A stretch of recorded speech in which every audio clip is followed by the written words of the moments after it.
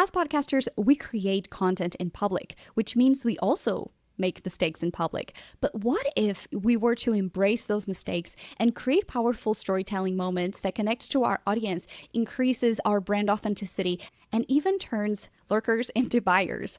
Well, this podcast episode, I am so very excited to have a multi-award winning podcast host, Eman Ismail. She's the host of the podcast Mistakes That Made Me, a podcast that talks to successful business owners and highlights what happened, what were those mistakes, those pivotal moments, and how they deal with them.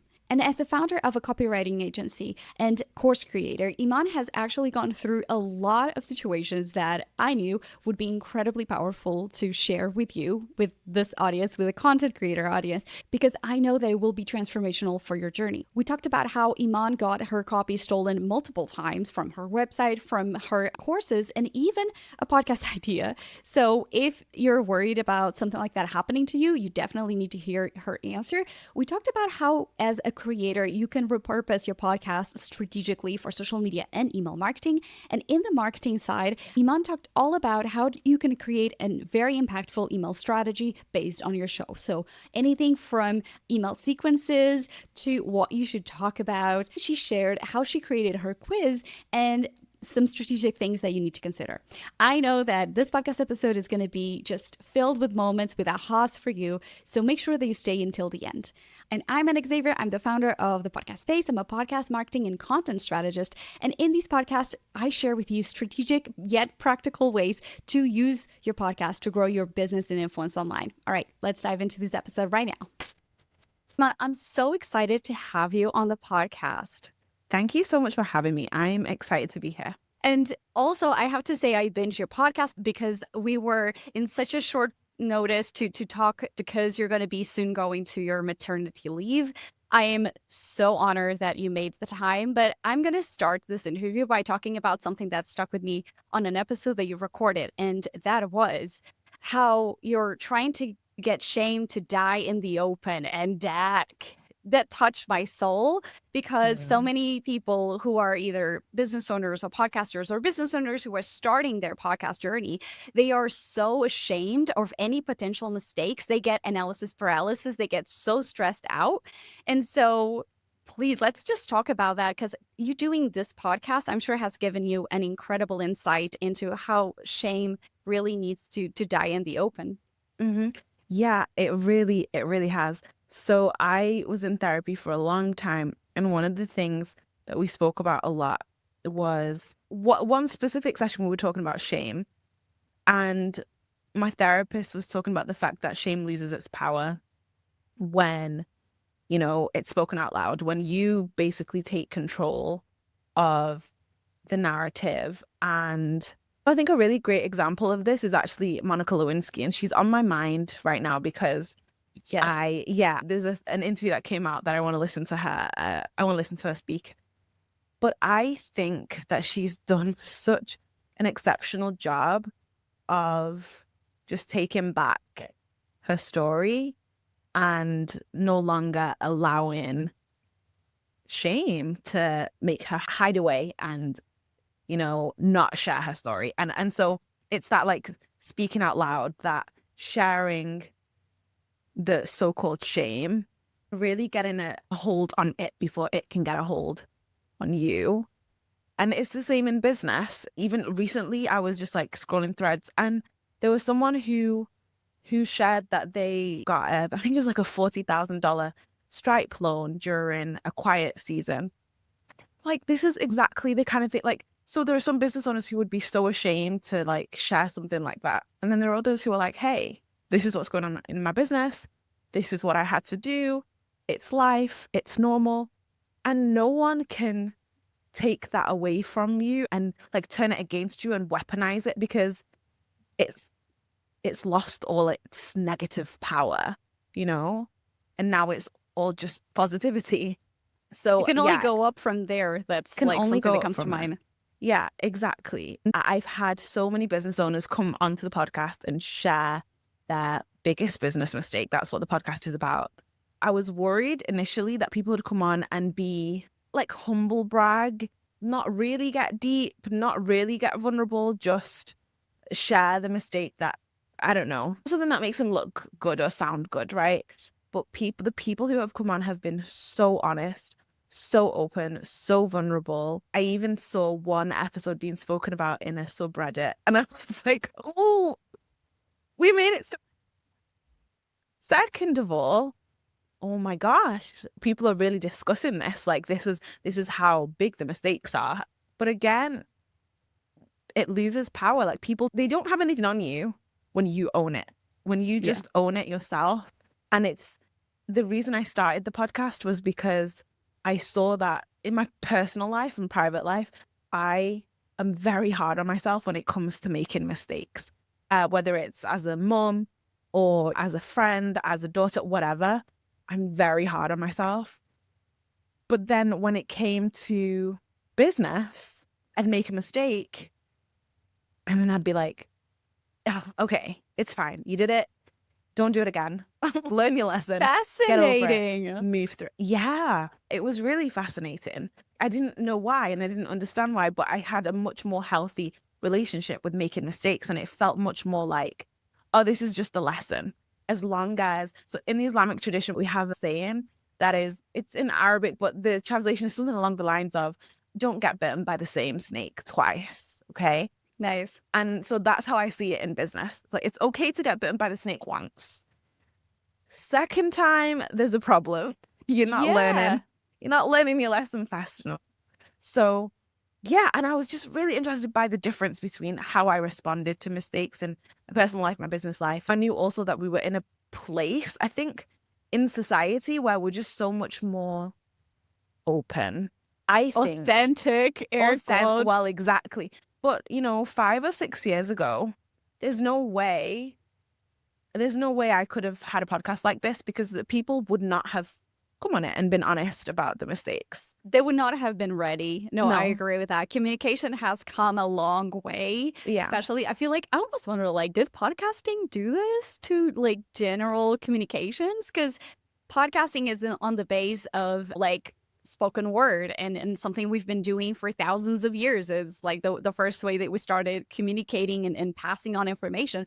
So there's that power that comes with it. But I'm loving this whole like thought process because like it would have been a basically launch and crash and burn if a style podcast right away if that had been done and you didn't have that audience ready to come on the show, not only to listen but to also participate.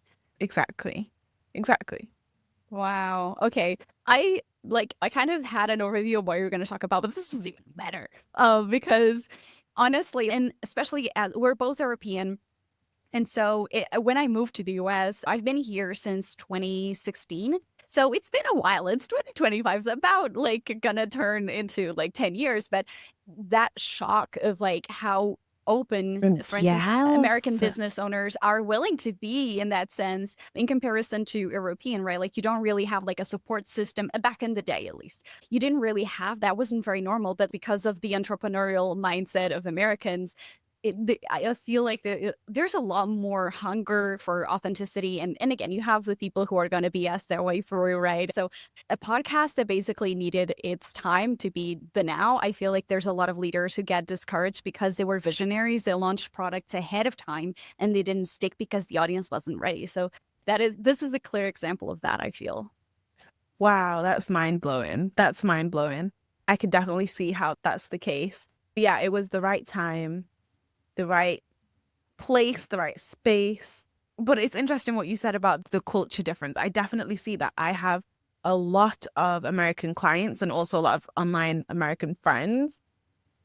And Brits are very reserved. We don't talk about money. It's rude to talk about money in public. You would never share how much you're being paid or how much you've made or anything like that.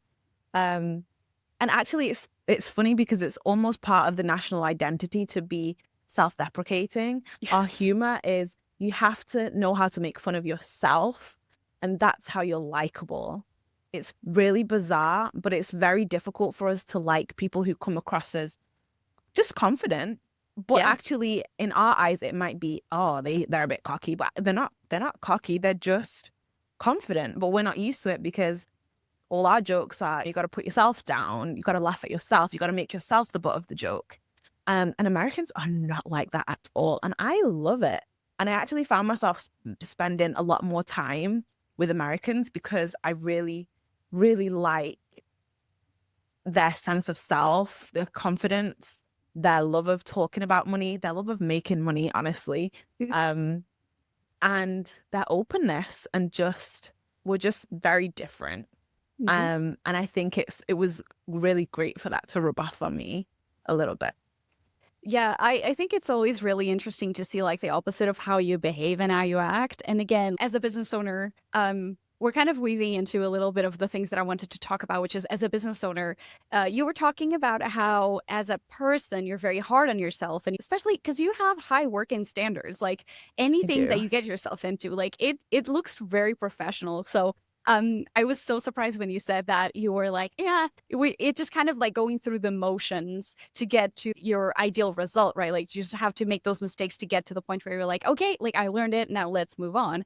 As someone who obviously like works in copy, what was the transition for you? And because again, your podcast is still about storytelling. It's incredibly well designed and sound design, and the content is phenomenal. So what was your transition from being a copywriter to being a host? And like that self identity, whereas when we are an expert in our field, we feel like we got this. At some point we're like, yep, I'm confident in this. But when you jump onto the podcast host seat, you kind of sometimes have that moment where like, I'm gonna fail in public. So talk about like, I feel like that shame that you were talking about is really interesting because most people becoming podcast hosts, it's like being a beginner again. So what was that journey for you? Yeah, I definitely felt like a beginner as a podcaster. Well, I was a beginner. But it's really interesting because I've always thought that being a copywriter was my superpower as a podcast host, and just being a natural storyteller, both in written form and verbal form. Like if you ask anyone in my family or friends, I'm the storyteller. I'm the one who you can Okay. depend on to tell you a good story. And you're kind of like, are you embellishing this a little bit? I'm like, of course I'm embellishing. Dramatic effect, right? This is what stories are about. And I went into creating this podcast and I knew what was important when I was putting episodes together. I knew, like, even just writing the intro, writing the separate intros that I do for every episode. But then also the actual like podcast interview, like welcome to Six, that made me that, all of that stuff. I was just like, oh, this is my superpower as a podcast host. And it made the process a whole lot easier, and it made me kind of, I think, just ease into it really. Because I loved it, and I made sure I knew that I wanted this podcast to be like a part narrative, part interview podcast. So for some of it, I'm telling stories. The other part is an interview. And I was very, very intentional about who I chose as my podcast producer. And the moment I heard Zuri, my podcast producer, when we had our like first initial chat, the moment I heard him talk about stories and telling stories through sound and music, I was like, yeah, You found your match. Yeah, that's it. And I didn't actually speak to any other podcast producers or anyone else. It was only him. And I knew that he was the perfect fit because we were both on the same page about how important it was that the words are telling a story, the sounds are telling a story, the music is telling a story, like the editing is all part of the storytelling. I think other things also help me. I think I have a background in performance, in acting and singing, music and all that stuff. I think that's really helped as well, just in lots of different ways. And I've always felt like being a business owner is being a performer, certainly in the way that we're business owners, being Absolutely. visible, having podcasts, having a personal brand. You're a performer, being a speaker as well. And so I get to like share that part of myself, and I get to tap into like that creative performer side. So I love it. Okay, that would make sense then. And now I'm like, okay, I clearly did not look into your LinkedIn deep enough because that would have been make sense. I want to talk a little bit about going back to the basics. So both you and I know how email marketing is so important for business owners, right? Mm-hmm. And everything is interconnected, but I feel like a lot of times when I'm talking to podcasters, they feel like the podcast is one thing, the newsletter is another thing, their social media is another thing, which it drives me bananas because I'm like, you're making everything harder than it needs to be. And so people go, oh, I know I need a newsletter, but I don't know if I can do it because they put email marketing almost like a pedestal. Um, let's talk a little bit about why email marketing is still king in marketing in general and how podcasters need to get over themselves, really. Okay, so the first thing is I love social media, but as business owners, we can't control it. We have no control over who sees our posts, when they see our posts, if they even see our posts. I'm definitely in a season where that is really frustrating me more than usual. Yes. Yeah, and so it seems to be just getting harder and harder. And so the issue is, you put all this energy and time into social media, but really you have no control over who sees it and if they see it. Whereas with email, you get to build your list. You own the data, as in you can have the subscribers. You can keep those email addresses with you and move them around with you wherever you kind of go in terms of from service provider to service provider, and you get to have this direct connection with your listeners or subscribers. And so what happens is you get, and it's just mind blowing because as a podcaster, what you're doing as a podcaster is you're creating a one-on-one relationship with your listeners. Like we're talking and we might be talking to hundreds or thousands of people. Mhm. But actually, when the person tunes in, they're only listening to you. It's them and it's you. That's a one-on-one conversation. And it's exactly the same with email. You send this email to hundreds or thousands of people, but actually, when the person opens it on the other side, this is a one-on-one conversation. It's them and it's you. And so when I talk about having a newsletter, that's one of the most powerful things about it is being able to nurture that relationship, being able to create that connection. But then can you imagine the power of combining your podcast with a newsletter, and you're just doubling that connection. You're intensifying that connection that already exists. You're intensifying that relationship, that parasocial friendship that already exists. And it's such a powerful tool. And if you think about it, most people have their emails on their phones now. They carry their emails in their pockets. And so it's not like 15 years ago where you'd have to be sat at your computer to maybe check your emails. Right. It's as personal as having someone's phone number today.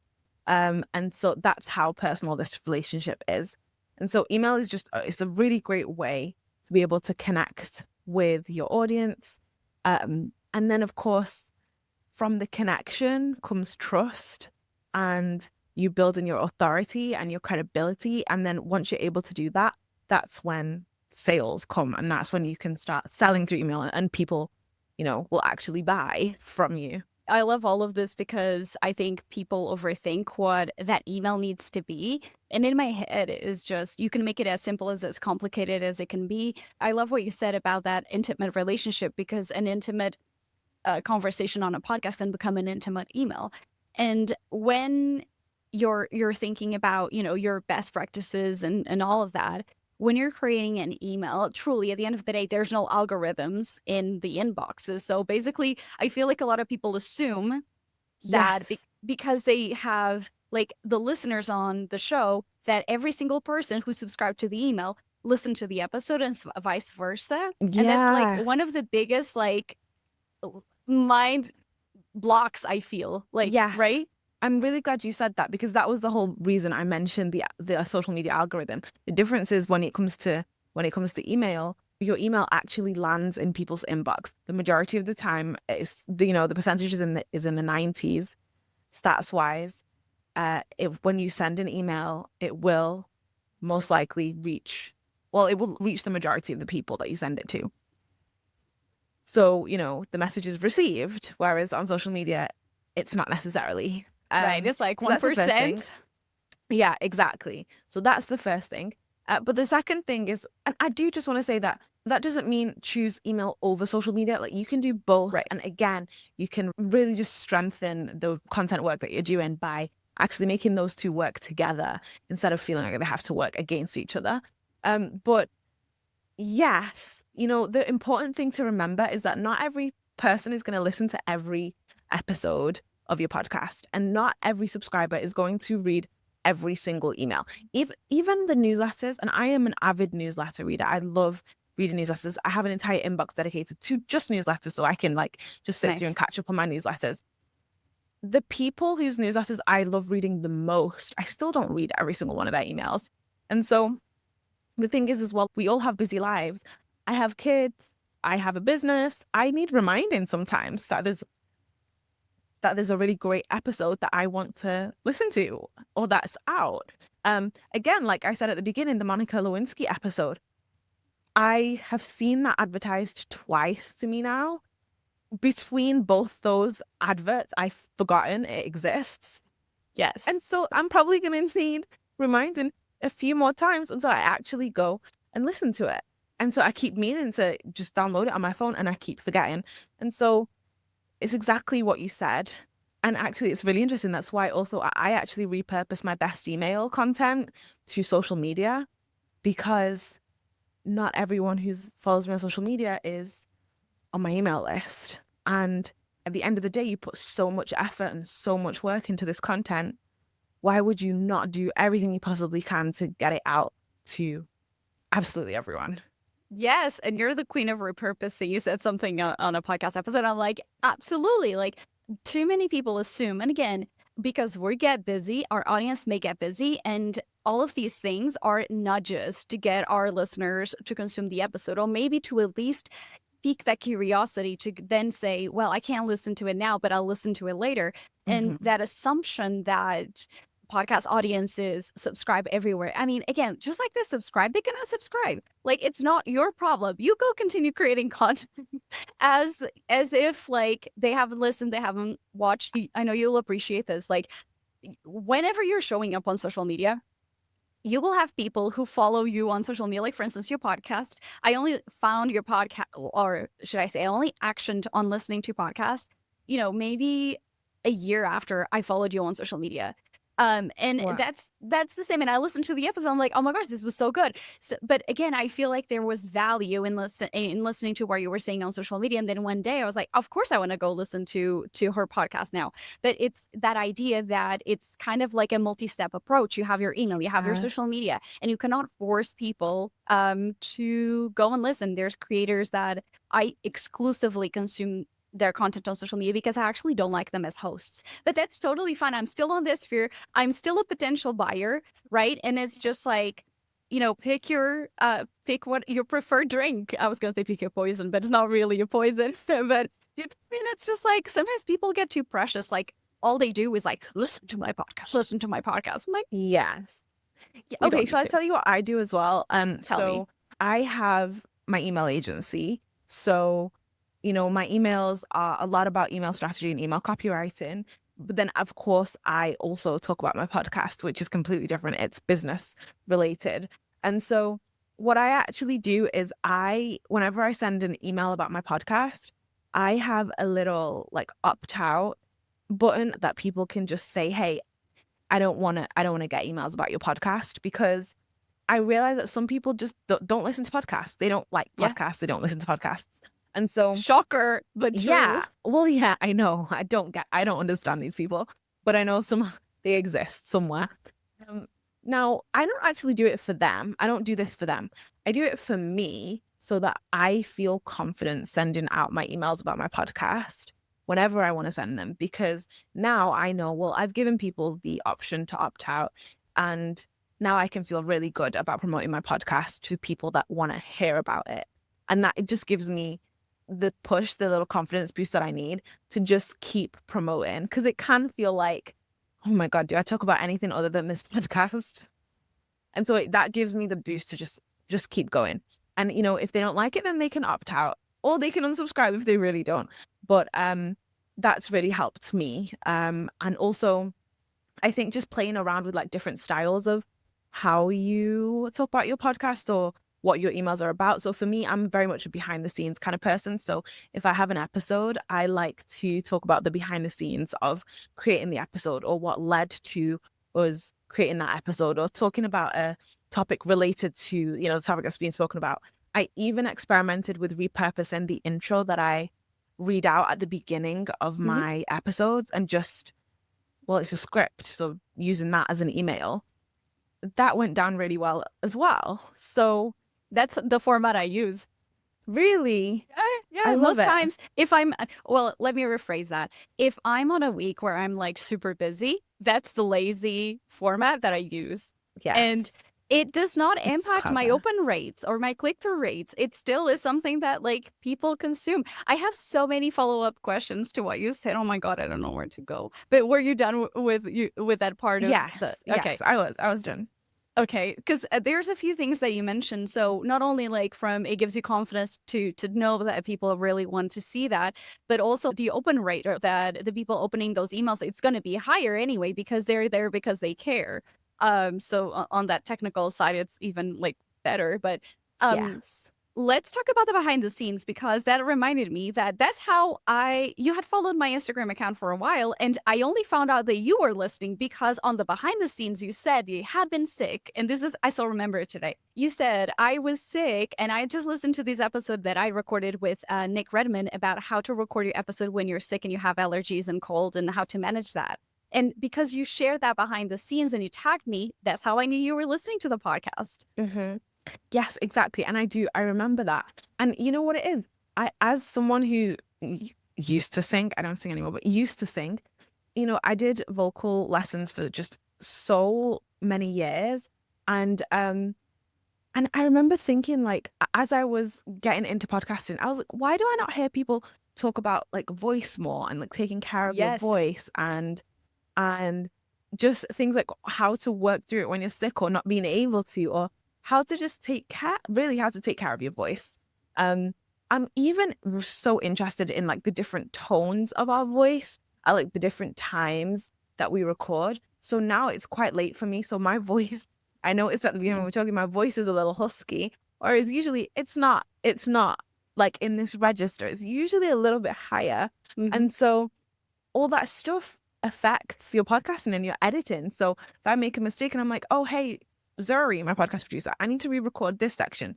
Well, I can't do it right now because it's going to sound so weird. And I pick up on this stuff when I'm listening to podcasts. I Me can too. tell, you can tell, right? When they've recorded it at a different time and you're like, oh, and then we're back. Okay.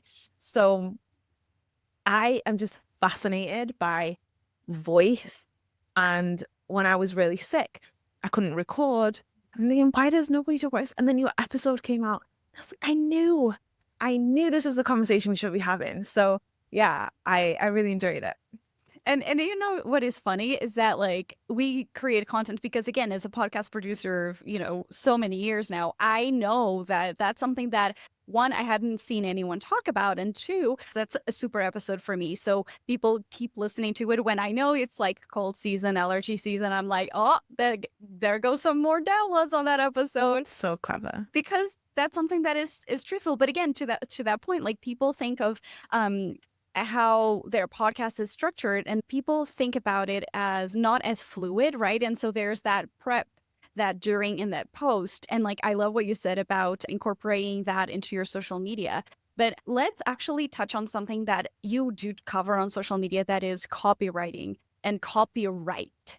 So one of the things you talk about a lot is how, and this is something that I was like, can we please talk about this? Because you talk a lot about having your work stolen, your intellectual property You stolen. know, yeah. And again, when you think about podcasting, I'm just going to kind of give a little preface on this. I have so many clients who, not anymore because I don't have an agency anymore, but like one of their main reasons for not wanting to start a podcast is because they were like, oh, what if someone steals my intellectual property? And I was like, well, if you have a podcast, it's going to be a little harder to do it than you have copy. So I have been having these conversations for a while. So I Mhm. want to know your thoughts. It's not, not going to give us like the lawyer view, but more like the creator view. Like, Yeah. how do you overcome that? And what's the process? Because I love that you've been talking about that. Okay, well, thank you. Because I feel like that's really nice of you to say, because I feel like it's more like I've been ranting about that. Oh Been no, I love ranting. it. I'm like, please, authenticity, right? Like that it could be seen as a failure. It's not. It's like, Yeah. Okay. Well, first of all, let me just say, I've not actually said this anywhere, but there's a podcast. Okay, I won't name names. But obviously my podcast is called Mistakes That Made Me. And I searched high and low before creating this podcast to make sure that there wasn't any other podcast that had like a similar name, blah, blah, blah, blah. And most recently, there's a podcast that's come out that has I want to say it's one word difference, but it's the word rhymes with the word that is not my word. And so it's basically just like, are you serious? Are you serious? So it was already a podcast and it seems like they changed their name in the middle and it's so similar to my name and it's infuriating. But it's just you have to just get over it. And so the kind of thievery that I have been talking about online is actually people stealing my online courses and trying to resell them at cheaper prices online. And it's really devastating because honestly, so much work goes into creating this stuff. And business owners know this. I put so much work into creating it. And it's always to help me and my family. I have small kids. The money that I make goes back into my family, right? And so I take it very personally because I see it as these people are robbing my children of what belongs to them. Also, just felt like the attack has just been constant. There was a few weeks where it was every single day, like there was an actual like attack on my stuff where I was getting these fraudulent payments of people trying to, or just these scammers just trying to like scam me basically and steal my content and steal my courses and things like that. And it's just exhausting. So imagine like waking up and seeing like a fraudulent payment and you immediately run to your computer and you've been awake for like 30 seconds, but it's too late. They've stolen everything because you're in different time zones and you're asleep. You missed it by an hour. You couldn't block them out of it, you know? And Stripe usually does a really good job of protecting us from these people, but you know, sometimes they get through. And it can be really demoralizing and demotivating. But I think at the end of the day, I have to go back to anybody who is buying my stuff that has been stolen fraudulently.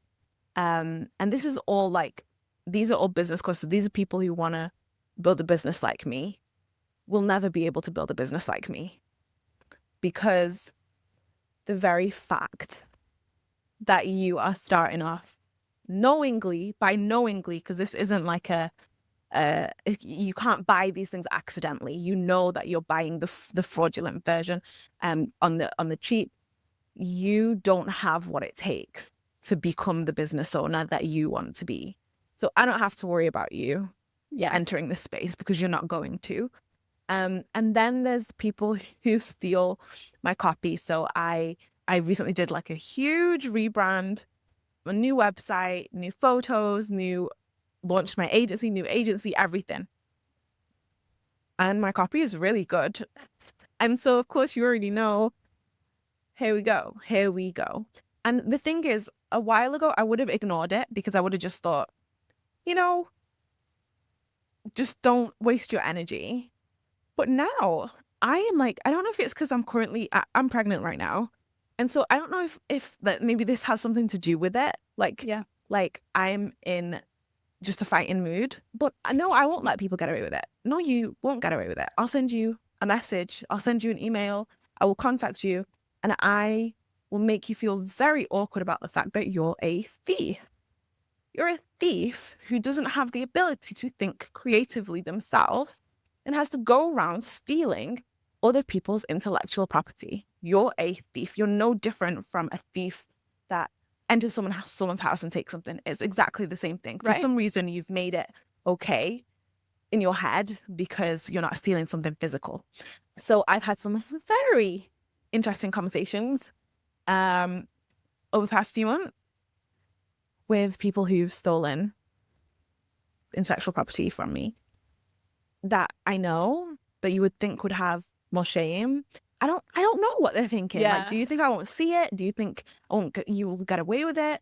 Like, these are people sending me screenshots that I don't go out looking for this. People send me screenshots and say, You have an hey, army of advocates now because you started talking about it. So people are more inclined to talk. Like, that's one of the benefits that I find, though. well, yeah. So, I mean, it enrages me. I don't think people should get away with it, but I think at the same time, the benefits of sharing this stuff, like sharing my best work, sharing my best self, sharing what's going on in my business, what I'm working on, what's working, what's not working, being open, like the benefits of being open outweigh the these kind of I guess I don't know what to call it.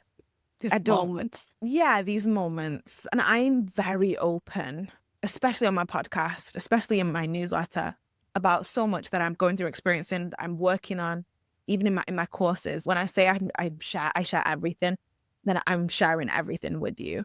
It's made me think realistically in my courses, like, do I want to share everything really? So maybe I need to create like some boundaries around that I'm comfortable with.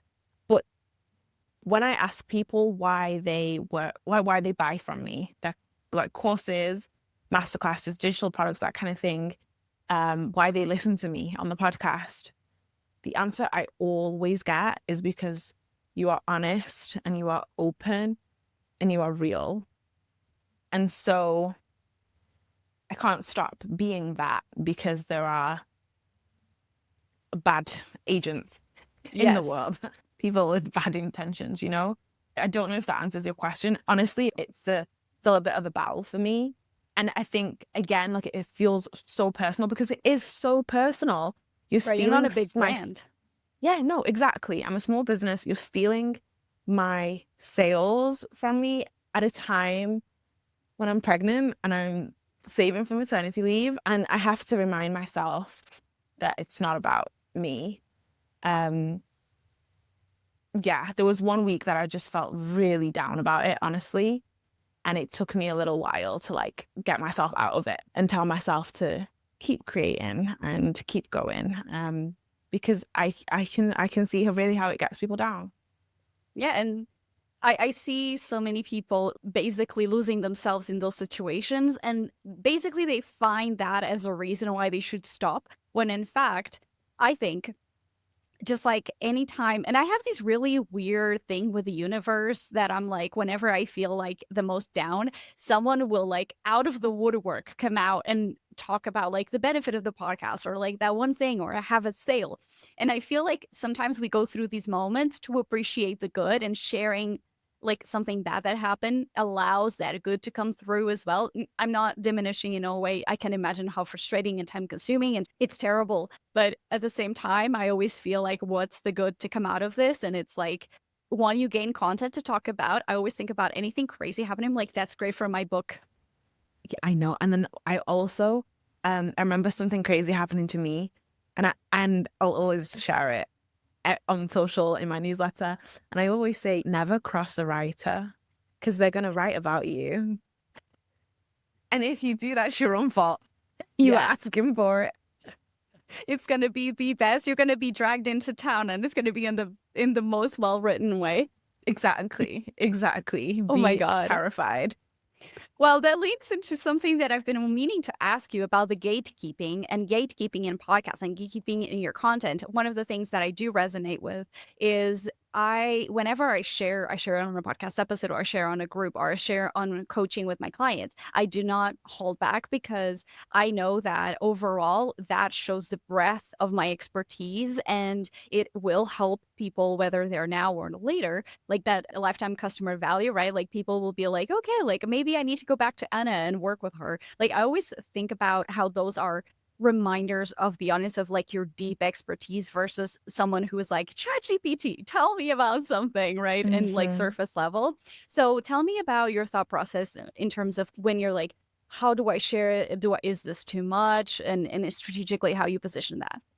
So my kind of approach is honestly to share everything, because I think that's what people appreciate, certainly about me and my content, is that they know that they're going to come and I'm going to share everything, and I'm going to be very open about it, the good, the bad, and everything kind of in between.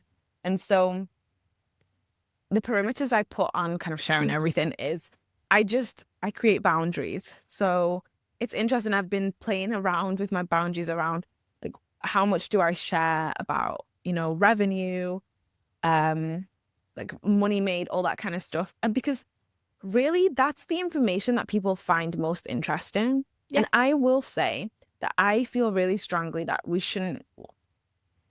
that selling your stuff off the back of how much money you make is not a great way to sell stuff. The problem Absolutely. is it works. People buy from you if they know that you're making money, because they want to also make money. So they want to learn from people who are making money, right? So it works.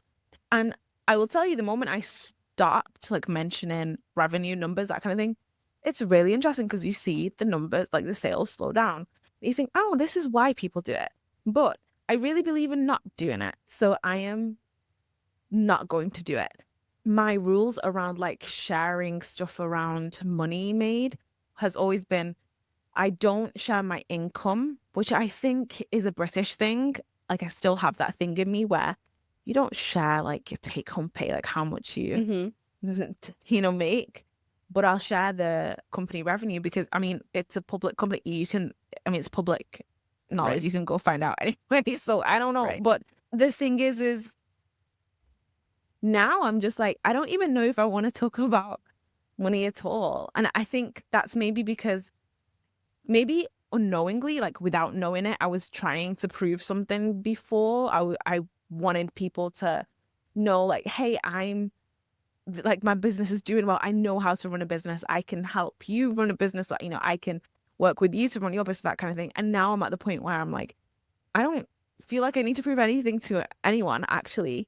And I feel good about where I am, like in terms of my credibility, my authority, all that kind of stuff. And so the money conversation and the conversations about money are happening kind of less and less. And this year was the first year, my year in review. Every year I do a year in review.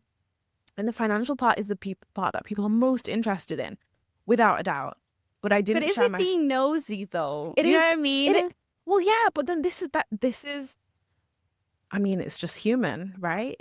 We're all just nosy.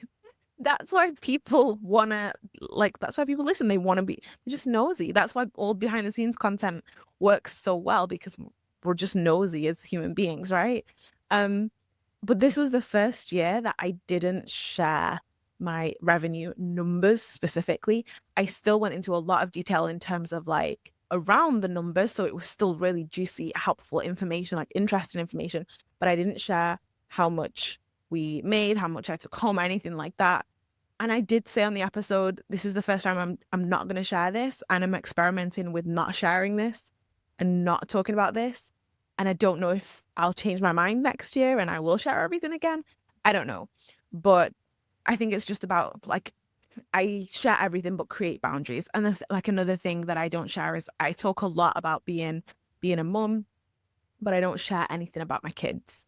I don't share their names. I don't share their photos. I don't share particularly stories that are Identifiable. exactly birthdays, all that stuff. So yeah, I've created certain boundaries for myself that I don't cross. Yeah, I don't have kids, but because I've worked with a cybersecurity expert, those are the things that people don't think. They're like so proud to show their children, to show like their life, when it's a security risk. So yeah, absolutely. So if people, let's talk a little strategically in that sense. So if people don't want to be talking about money, what are some things that you would advise people to talk about in their copy, in their podcast episodes, to build that connection with the audience? I think it's really about how you think and your approach. I think it's really about your brain. I think that's what people want to know. That's what people are fascinated by, The people that I enjoy listening to the most and then I follow them as the creators that I just absolutely love listening to. It's their brains that fascinate me. Like, wow, how do they come up with these ideas? How are they so creative? What are they going to do next? How did that idea go? Did it completely flop? Did it fail? Because they're going to be open and tell you and share it with you. And I think I have seen, certainly in the age of AI, on the agency side, being a strategist and demonstrating how we think and how our brains work as strategists has been really important in kind of differentiating ourselves from people who do similar things to us, our competitors, and also AI as well.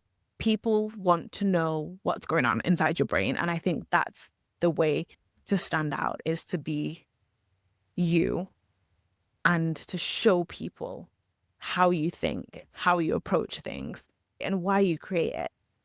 So I think that's the most kind of compelling thing right now. Yeah, I love what you said, because really it taps into, which is something that a lot of creators struggle with, which is owning not only their expertise, but their lived experiences. Because a lot of people think that they're not enough by showcasing those. And they find that, like, oh no, I had to share the tips or the strategy. Yeah, sure, do that too.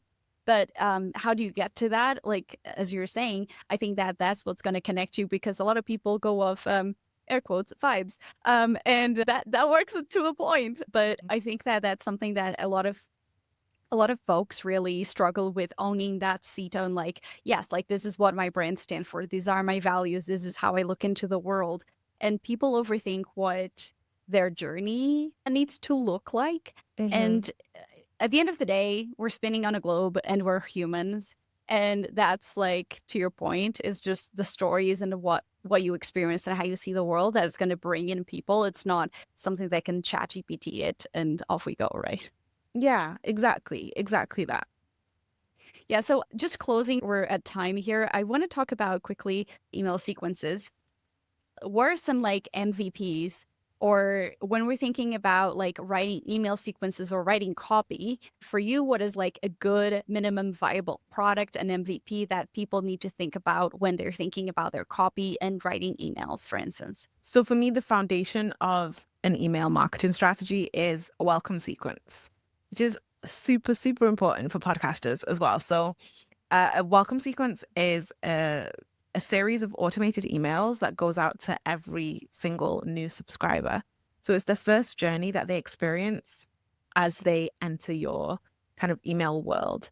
And these emails, for example, you might have 5 emails that go out over the course of 7 days. So it's quite an intense sequence, but that's because when people first sign up to your email list, that's when they're most interested in you, and that's when they're most curious. That's when their interest in you is at its peak. So you really want to make the most of that. And so in this email, in this automated series, you would take the opportunity to introduce yourself. Who are you? Show them a picture of you. This is who I am. Especially with podcasting, they might not get to see your face a lot. So you want them to see your face. This is who I am. This is what I do, a little bit about me, that kind of thing. Make it fun, interesting, engaging. And then your next email is about your podcast exclusively. Then maybe you're directing them to your most popular episodes or your favorite episodes or that kind of thing. Or you're directing them to, like, playlists that you've set up that are based on specific themes, maybe. Then maybe if you have something else to sell, you're introducing them to the business that, whatever makes you money or whatever it is that you're selling. And you're basically giving them a really great overview of who you are, what you do, why you do it. Again, your approach, your philosophies, what you care about, that kind of thing. And so the welcome sequence is a great place to start. And I think one of the biggest things that podcasters don't do is really make use of the podcast content that we have. So for me, you will find my podcast everywhere in my kind of email marketing strategy. It's in my welcome sequence multiple times. It's in the bottom of every email. I'm directing people towards it, constantly reminding people that I have it. If I'm talking about a topic and it's related to something that I've spoken about on the podcast, you link out to it. This is evergreen content that we never want to die. And so it should like live in your email marketing strategy. And at every point that you can, you should be referring to it. Yes, I love all of these because they were so practical and give people like substance to think about. Because I think most people don't think about what are practical ways to incorporate that podcast to work for them, right? Like podcasting, both podcasting and email marketing are two things that can work passively for you. You activate them once and then it's off we go, right? Like you don't go and constantly have to log in that day to write an email. Like if you have an email sequence, it's going constantly as people sign up. So I love that. And so many good things this episode has, really covered. I want to talk about something else, which is one of your lead magnets, or your lead magnet, actually. It's a quiz. Yeah. Yes. So let's talk about your quiz, because your quiz is so good. It's called What's Your Perfect Newsletter Style? And I only found out, again, circling back to the reason why you should talk to people who watch your stories, who you're connected on social media, who email you back. Iman, you had been a guest on Liz Mosley's podcast, a guest this season too. And I love that episode. And I sent you a message saying that I was started listening to the episode and I loved it. And I was like, oh my gosh, I love this episode. And it was the episode where you're talking about your quiz, which led to you telling me that you featured my newsletter on your quiz. And I was like, wait a minute, tell me about this. What? I did. So basically, this quiz, again, is called What's Your Perfect Newsletter Style, is based on the idea that people would find it, business owners would find it a lot easier to send emails, to make money through their emails, to send emails consistently if they understood what was the right newsletter style for them. I think right now everybody kind of does email in a certain way because they think that's how email is done. Yep. And that's in a million different ways. So like everyone is doing email differently, but doing it in the way that they think it should be done because someone told them that's how they should be doing it. But actually, after analyzing like hundreds and hundreds and hundreds of emails and newsletters, I identified 8 different newsletter styles that newsletters can be categorized into. And so this quiz helps you figure out, based on your personality and your goals, what is the right newsletter style for you to help you get consistent with email, to help you write emails faster, a format, a style that you're going to enjoy, that you like, that your audience is going to like, so that you can get your emails out into the world and start making them work well for you. And so what I do is, I have these 8 newsletter styles, and then for each one, I wanted to give an example of someone who uses that newsletter style kind of out in the wild to really show people like what's possible and to inspire them. And so you are the example for the educator, because your newsletter is one of those newsletters where I know if I open up this email, I'm going to learn something. Yeah. I'm going to be educated. And so for anybody that gets this particular result, they are the educator, and their email style, their perfect email style is the kind of how-to educational content. They'll see a walkthrough of your newsletter and me using you as an example. Yes, it's such a fun test. I recommend everybody. I'm going to put it in the show notes for people to go and see, because a lot of podcasters that I talk to actually want to create quizzes. And so you have such a great example there. And as I was taking the test, I was like, good Lord, I need to make sure that I get the educator, because I launched my own. It was so dumb, but I was like, oh my God, the stress.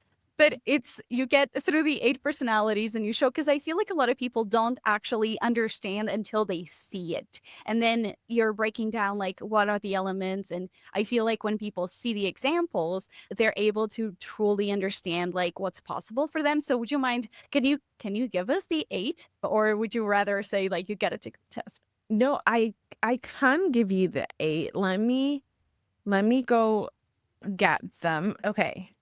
So there is the educator, the storyteller, the blender, the deep diver, the process pro, the curator, the thought leader, and the creator. Now, if you want to know what those mean, you got to go do the quiz. Just go regardless. Those are the different styles. Yeah. Yeah, that is something that I think it's such a fun one because again, what is possible, people overthink what email marketing is, and you're such a good example of how email marketing, how copywriting can be done in a way that feels very authentic, that feels easy. Because again, you want to build a connection. You don't want to sound pretentious. It's like, I want to connect and know more about this human who is knowledgeable. And that quiz is such a great way to demonstrate as well, like your expertise as you go through every single element. So, by the way, I know people are going to be asking, what was the platform used? Because you did a podcast episode on how you break down that platform. Yes. So the platform that I used was Interact. It's called Interact. And if you go to emancopyco.com/interact, it will take you straight to it. That's my little referral link. And it's a really great tool. It makes making a quiz as easy as possible. And I did a whole episode on my experience of making the quiz, kind of what went into it, what I know I could have done better, that I'm going to be kind of going back and reiterating, because it was really an experiment. I didn't know, well, I partnered with Interact to make the quiz, but I didn't know if it'd go down well. And I had this idea and I thought it was brilliant, but I was like, I don't know if anyone else will think this is brilliant. I don't know. It was one of those. So we'll see. Like, is this thing any good? But it's been really great. And the reaction to it the response has been really great. And every podcast that I have been on since launching this podcast has spoken to me about the quiz. So that's a really good sign, I think. Yeah, I mean, it is so unique. And I feel like Amy Porterfield was the one that started talking a little more about like how to use quizzes in your strategy and stuff. But there's like the pinnacle of like how she was using it. But your case, like I have not heard anyone else do a quiz in this level. So for sure, it's a unique. And again, talk about experimentation, right? Like how you experimenting and not really being too close to the outcome really has enabled you to play around and create something that became a lead magnet that people have you talking about. And you're now guesting on podcasts about it. So that's honestly like the best part about it, I would say. It is. And I think the thing is like I went into it and I wanted it to be an MVP quiz. It was like, I'm not going to spend a whole bunch of money on this. I'm not going to, make it the best it could ever be. There were so many things that I wanted to do. There were so many people I wanted to hire to help me with this quiz. And I was like, no, I'm not doing it. This is an experiment. I'm spending as little money as possible to get this done. Let me just see if it works. And let me see if it has the potential. And then if it works and I can see that it has great potential, then I'll go back and reinvest and do all those things that I want to do. So that's the next step, is really upgrading the quiz. Ma'am, yes, you're speaking my love language, which is like test it out first, do an MVP, do not go and create all of these other things that are like, did you even get a sale or did you get like outcomes of this? Yes. So please, please, please, if you're listening, think about that MVP factor first before you commit a lot of money and time to those projects, because our time is limited. So Eman, I am so delighted that we got to talk. And I would, of course, like to say you're going on maternity leave soon. So if people want to hear more about your way of working or want to learn, of course, your podcast, but where would you direct people? Yeah. So first of all, I'm going on maternity leave, but my agency is not. My agency is still around. My team is still working on projects. We are still busy, busy, busy. So if you're a podcaster who is ready to do email and you need support, head over to emancopyco.com and we can help you with your emails. If you are someone who wants to go listen to the podcast and listen to business owners just talk about their biggest business mistake, how they got through it, what they learned from it, head over to Mistakes That Made Me. You can find it anywhere you listen to podcasts. It's a HubSpot podcast network. It's a multi-award-winning podcast. And I think it's really great content. So yeah, head over to any podcast player, listen to Mistakes That Made Me. And again, if you are interested in working with us on your emails, head over to emancopyco.com. Awesome. I'll have all the links to all the things that we talked about on the show notes, so you can access all the goodies that we talked about. I'll also try to find those episodes that you mentioned, Eman, so we get you some downloads immediately. So thank you so, so much for being on the podcast. I appreciate you being here. Thank you. Thanks so much for having me. Thank you so much for listening to this episode. If you made it all this way and you don't have a gazillion notes, I'm going to be asking why you at. You got to re-listen. If you're thinking about incorporating email marketing in your podcast strategy, you absolutely must check thepodcastpage.com/newsletter, because I've created for you 5 easy formats that you can replicate and you can use to start and sustain a newsletter, because by the end of this episode, you realize how important it is for you to have a way to communicate with your audience that goes beyond algorithms. So you can find those 5 easy formats that you can put together in as simple as 10 minutes and start creating those opportunities, increasing your downloads, increasing listener engagement, and even monetization opportunities for your brand. Those strategies have been used on my email list, and also I've tested it with multiple clients, and you can even read some testimonials of people who have used them and how they even got results right away. So check thepodcastpage.com/newsletter to learn more. I've been Anna Xavier. I invite you, as always, to create imperfect content that moves you forward. I'll see you in the next episode.